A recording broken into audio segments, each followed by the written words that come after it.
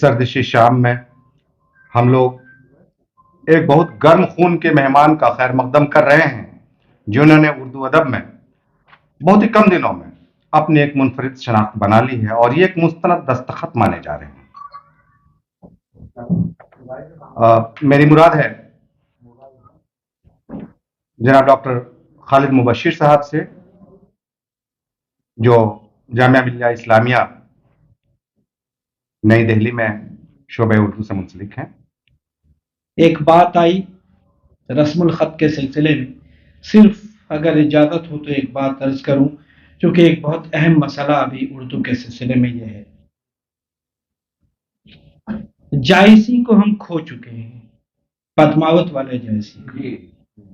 وجہ صرف رسم الخط ہے۔ سب سے پرانا مخطوطہ آج بھی محفوظ ہے اردو رسم الخط میں۔ پھر کیا وجہ ہے کہ آج وہ ہندی کے جائسی ہیں، اردو کے نہیں؟ بہت بڑا سوال ہے، اس پر غور کرنے کی ضرورت ہے۔ کبیر، بلکہ ان سے بھی بہت پہلے امیر خسرو،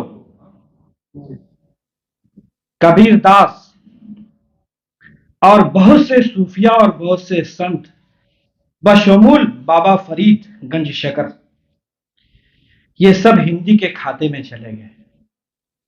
دکنی ادب 300 سال کا، 16ویں 17ویں بلکہ 15ویں کہہ لیجیے، 15ویں 16ویں 17ویں صدی، 3 صدیوں کا ادبی سرمایہ جے این یو میں چونکہ الگ شعبہ اردو کا یا شعبہ ہندی کا نہیں ہے، وہاں CIL ہے، سینٹر فار انڈین لینگویجز، ایک ہی بورڈ آف اسٹڈیز ہے۔ کوئی امیدوار PhD کا سینوپسس لے کر جاتا ہے کہ دکنی ادب پر ہمیں اردو میں PhD کرنا ہے، ہندی والے چڑھ دوڑتے ہیں کہ یہ اردو کا کیسے ہو گیا، دکنی ادب تو ہمارا ادب ہے، ہمارا ساہتیہ ہے۔ اور افسوسناک بات یہ ہے کہ منوا بھی لیتے ہیں، وہ تسلیم بھی کروا لیتے ہیں اردو والوں سے، رسم الخط دکھا کر کے سارا سرمایہ وہ ہوگا مخطوطے کی شکل میں، لیکن کتنی چیزیں پرنٹڈ شکل میں آج موجود ہیں۔ مخطوطہ دیکھنے کے لیے کوئی سالار جنگ میوزیم کون جائے گا؟ یہ صرف رسم الخط کی وجہ سے یہ سانحہ پیش آیا ہے۔ وہ پرانا زمانہ چھوڑیے، پریم چند بھی ہمارے ہاتھ سے نکل چکے۔ اب آپ ہندی والوں کے درمیان کہہ کے ذرا دیکھ لیجئے کہ پریم چند اردو کا ادیب ہے، افسانہ نگار ہے، فکشن نگار ہے، وہ آپ کو ایسے گھورے گا جیسے جاہل آدمی ہے جو اردو کے طور پر اردو کے ادیب کے طور پر ان کو پیش کر رہے ہیں۔ یہ سارا مسئلہ صرف رسم الخط کی وجہ سے پیش آ رہا ہے۔ مغل اعظم جیسی فلم میں تو ساری فلموں کے نام جان بوجھ کے نہیں لے رہا ہوں، تمام فلموں میں اردو کا رنگ کتنا ہے وہ آپ خوب جانتے ہیں، 70% حصہ اردو کا ہوتا ہے، لیکن بطور خاص مغل اعظم جیسی فلم کو ہندی سرٹیفکیٹ ملے، اس سے بڑا سانحہ کیا ہو سکتا ہے؟ ہندی فلم، TV چینلوں کی زبان دیکھیے، صرف رسم الخط کی وجہ سے وہ ہندی ہے۔ اخباروں کی زبان، ہندی اخباروں کی زبان دیکھیے۔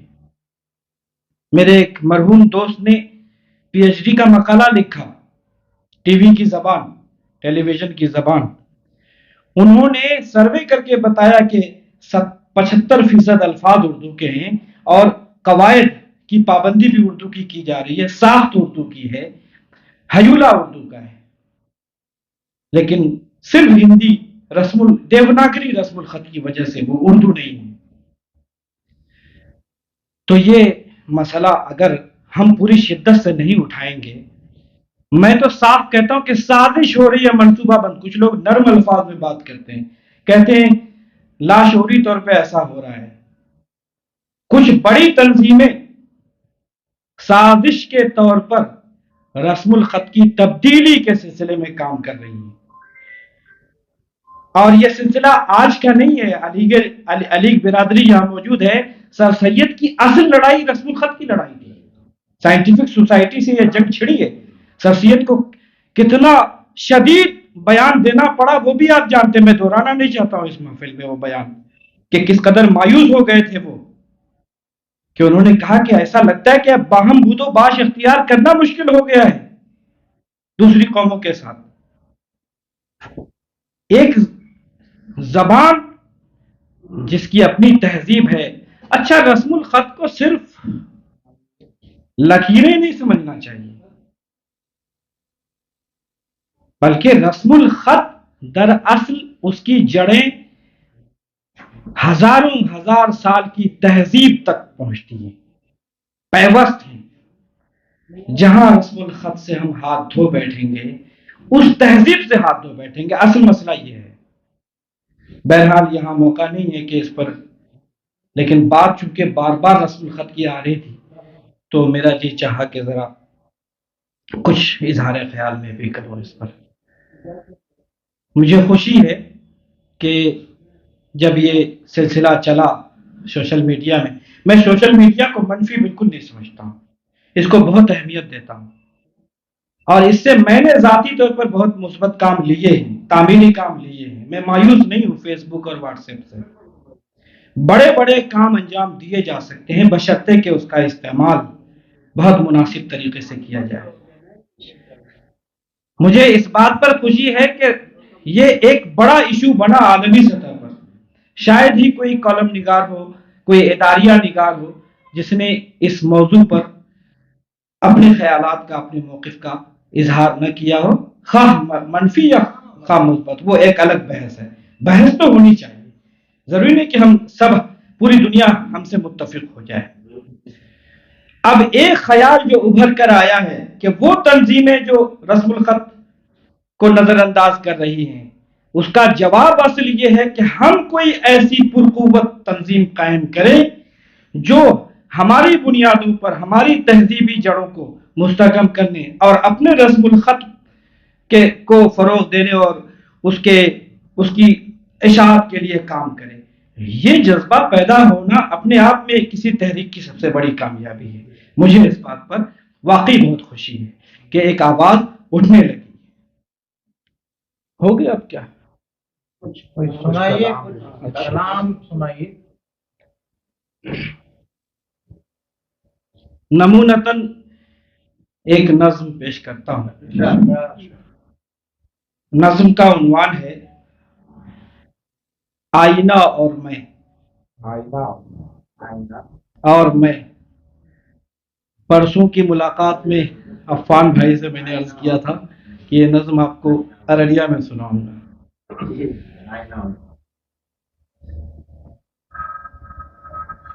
اب یہاں اس محفل میں بتانے کی ضرورت نہیں آئینہ کیا استعارہ ہے. میں آپ کو آزاد چھوڑتا ہوں، اس استعارے کو آپ جہاں تک لے جائیں. لیکن اتنا ضرور ہے کہ حسنین سائر ایک اچھے شاعر ہیں. وہ شاعر ہیں، تخلص شاعر ہے ان کا. شاعر ہیں لیکن شاعر تخلص. حسنین سائر صاحب ایک اچھے شاعر ہیں. ان کا ایک شعر اس نظم کی محرک ہے، اور وہ شعر ہے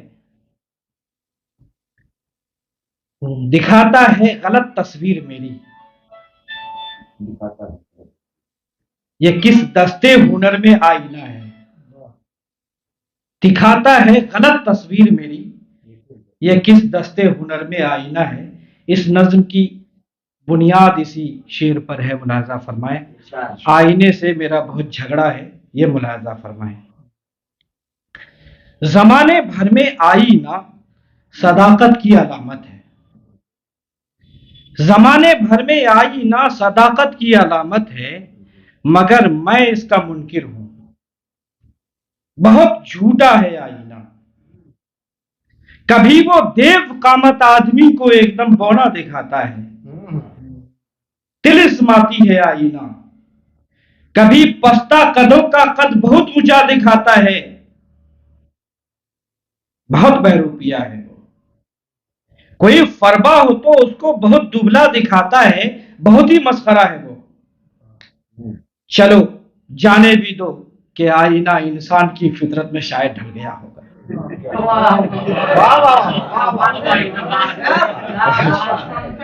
چلو جانے بھی دو کہ آئینہ انسان کی فطرت میں شاید ڈھل گیا ہوگا، مگر کچھ شعبدہ بازی کی حد بھی ہے.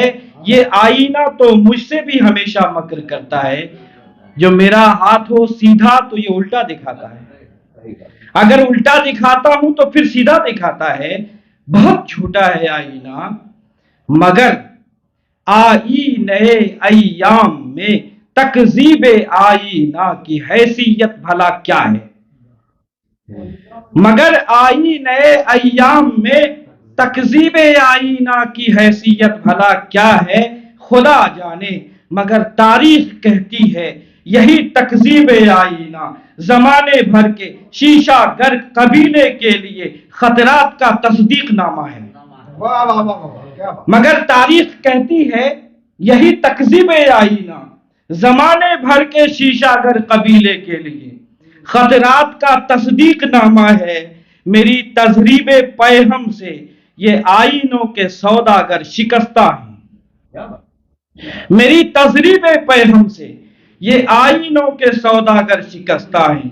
شکستہ کیفیت میں مجھ سے یہ دریافت کرتے ہیں کہ آخر کون ہو تم جی؟ تمہیں ان آئینوں سے دشمنی کیوں ہے؟ ہمیشہ آئینوں کا منہ چڑھاتے ہو، سدا تضحیق کرتے ہو، تم آخر چاہتے کیا ہو؟ تو لو، میں آج یہ اعلان کرتا ہوں، میرے اس عہد کے شیشہ گرو، سودا گرو، سن لو، سنو، آگاہ ہو جاؤ، میں شاعر ہوں. میرے اس عہد کے شیشہ گرو، سودا گرو، سن لو، سنو، آگاہ ہو جاؤ، میں شاعر ہوں. میں آئینے کو آئینہ دکھاتا ہوں. کیا بات. واہ واہ. میرے اس عہد کے شیشہ گرو، سودا گرو، میں آئینے کو سن لو، سنو، آگاہ ہو جاؤ، میں شاعر ہوں. میں آئینے کو آئینہ دکھاتا ہوں. میں آئینے کو آئینہ دکھاتا ہوں. واہ.